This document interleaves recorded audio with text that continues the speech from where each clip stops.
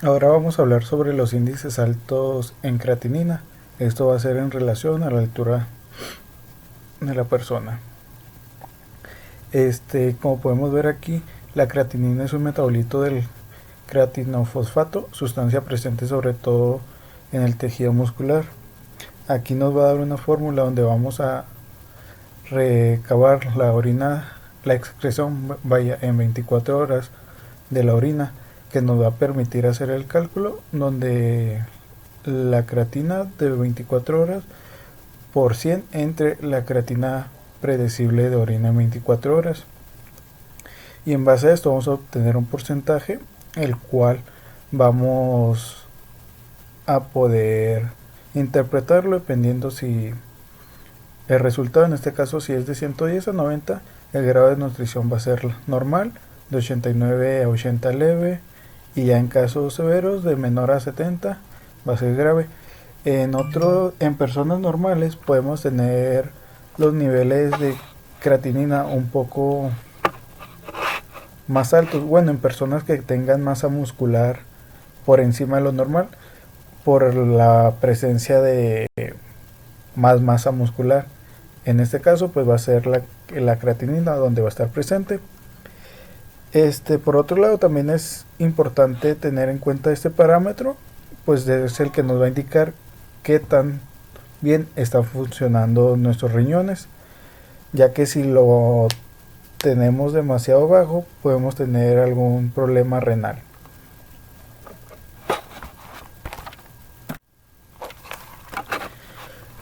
Ahora vamos a hablar sobre los criterios para enfermedades crónicas y degenerativas. Aquí vamos a abarcar básicamente tres, que va a ser la diabetes mellitus, donde un parámetro muy efectivo va a ser la glucosa en ayunas. En este caso sería 126 miligramos por cada 100 mililitros.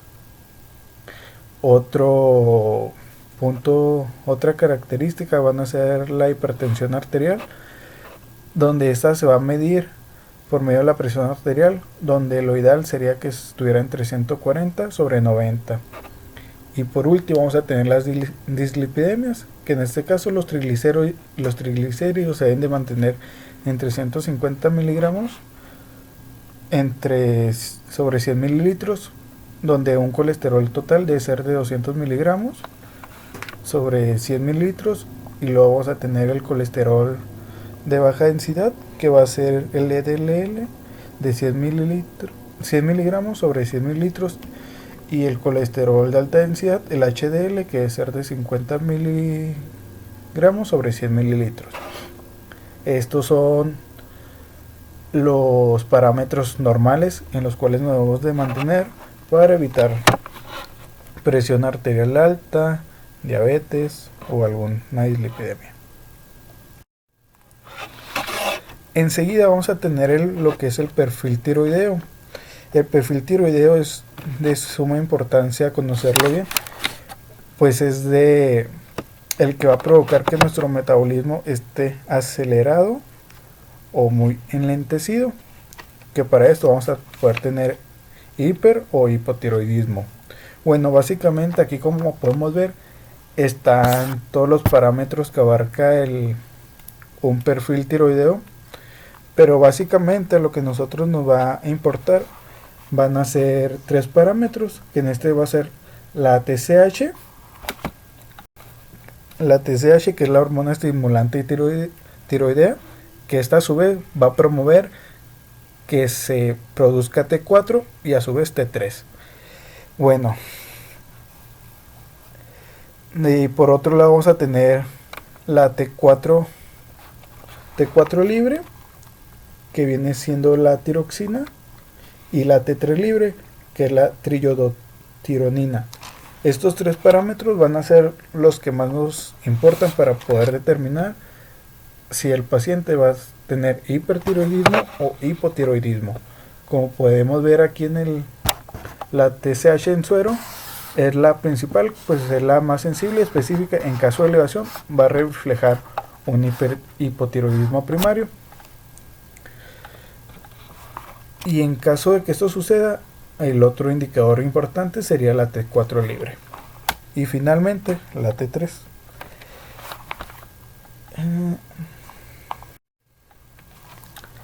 Enseguida tenemos lo que es la química sanguínea. Aquí es ¿cómo se dice? Un estudio más general para conocer nuestro estado de salud. Es más rutinario. Va a abarcar tanto sales, enzimas, grasas, la glucosa y vitaminas. Esto más bien es para conocer nuestro estado de salud y llevar un monitoreo. En el caso del estudio clínico, pues nos va a servir de mucha ayuda para ver si tiene elevado la glucosa, la creatinina o tiene alguna deficiencia. Como podemos ver aquí en la glucosa, nos podemos observar si un paciente tiene la glucosa elevada, pues nosotros nos vamos a poder dar una idea que posiblemente tiene diabetes mellitus. O incluso en la creatinina, como mencionaba anteriormente, podemos diagnosticar si tiene un problema renal en caso de que esté disminuida, o también por la creatinina se sabe si tiene alguna desnutrición. Así que básicamente la química sanguínea nos da un panorama más general del estado de salud actual de nuestro paciente. La biometría hemática, este es un análisis más general de los glóbulos rojos, plaquetas y glóbulos blancos, que nos van a indicar, por ejemplo, aquí lo principal serían los eritrocitos, la hemoglobina y los hematocritos, que en este caso los eritrocitos o glóbulos rojos son los que van a transportar el oxígeno hacia nuestra sangre. La hemoglobina también aquí juega un papel súper importante, el conocer los valores, los parámetros normales. Pues aquí nos vamos a poder ver si está disminuida, posiblemente tenga una anemia, ya puede ser ferropénica. Y en el caso de los hematocritos, nos va a indicar el volumen que vamos a tener para defendernos de alguna infección, que vendrían siendo los leucocitos.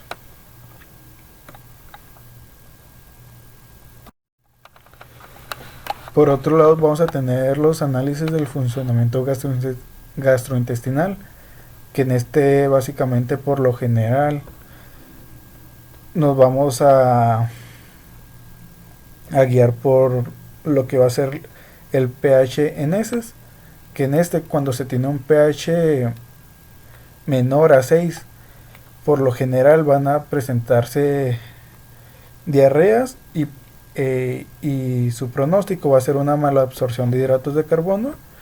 También vamos a ver lo que son lípidos en heces cuando son menores a 5 gramos. Se va a diagnosticar como estatorrea. Cuando es mayor a 5 gramos, estatorrea. Y también pues nos va con la prueba Guayucol en heces, es para determinar si tiene sangre, y dependiendo si la sangre es fresca, pues va a ser que tendremos sangrado en el colon.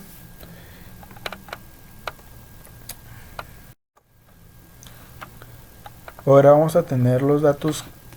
La evaluación clínica. La evaluación clínica implica básicamente conocer a detalle la historia médica de nuestro paciente, realizar unos cuidadosos examen físico e interpretar los signos y síntomas asociados al estado de salud nutricio.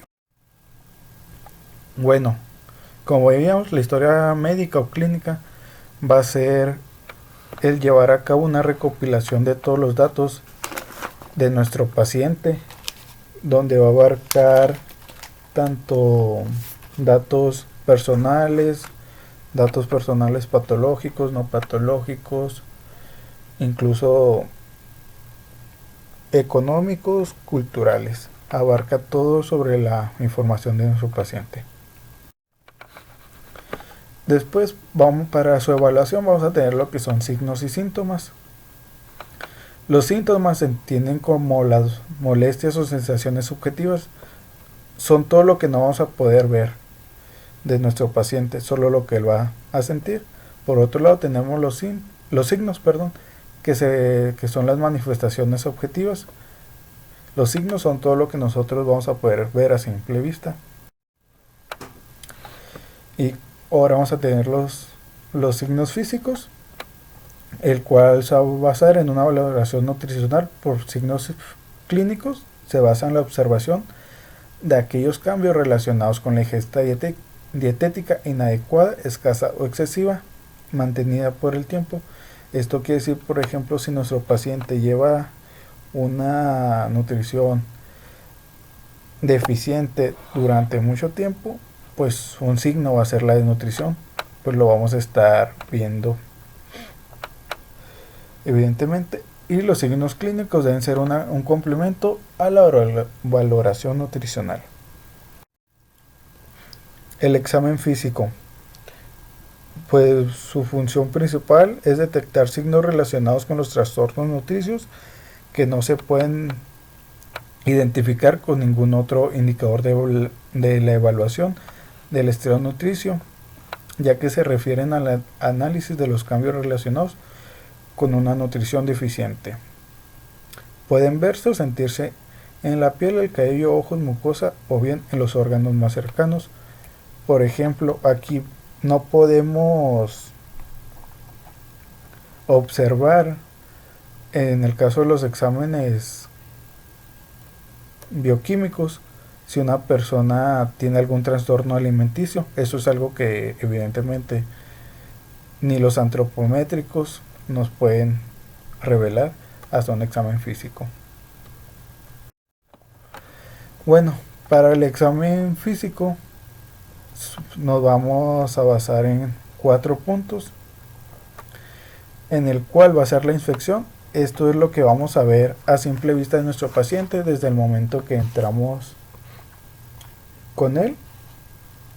Luego va a venir la palpación, que esta a su vez se divide en dos: la superficial y profunda, que es sentir el cuerpo, ya sea con los dedos o con la mano. Por otro lado vamos a tener la percusión, que va a ser el hacer sonidos dando golpes en ciertas partes del cuerpo. Y por último va a ser la auscultación, el que va a hacer escuchar las diferentes partes del cuerpo de igual manera. Y los factores que desencadenan una deficiencia o mala absorción de nutrientes, aquí como podemos ver en estas tablas nos van a venir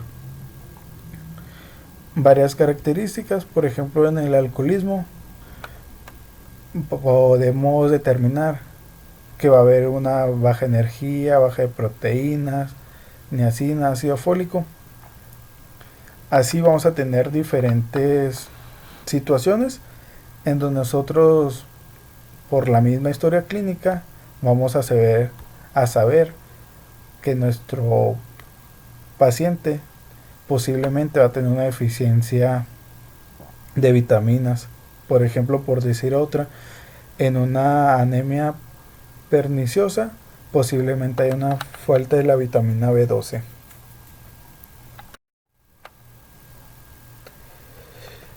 Por otro lado, vamos a tener los signos físicos evidenciados por deficiencias.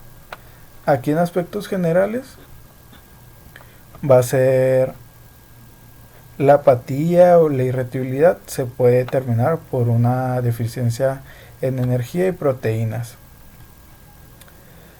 Y de igual manera, en este mismo esquema podemos basarnos en signos, como lo vimos anteriormente, que es todo lo que nosotros podemos ver a simple vista.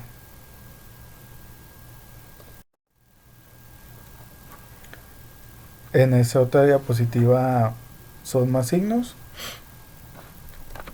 de las diferentes partes del cuerpo: ojos, cara, boca, dientes, cuello y tórax.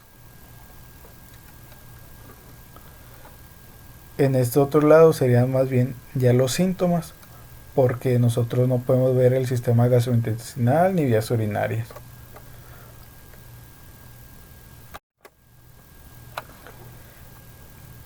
Por último, vamos a tener una tabla donde tenemos los signos y síntomas. Esto nos puede servir como un tipo práctica donde nosotros podemos decir si en el hierro más bien es un signo o un síntoma. Nosotros para poder interpretarlo en el caso, la mayoría, en el caso del hierro, dice, la mayoría se lleva una menor capacidad de la sangre para transportar el oxígeno. Los principales síntomas son cansancio, fatiga, sofocación, mareo, náuseas, cefalias, etcétera. En este caso, por lo que presenta el paciente, cansancio, fatiga, mareo, eso más bien serían síntomas porque él es el que los está percibiendo y nosotros a simple vista no podemos saber si él está cansado o trae mareo o náuseas. Así que este tabla nos sirve para nosotros practicar si son síntomas o signos.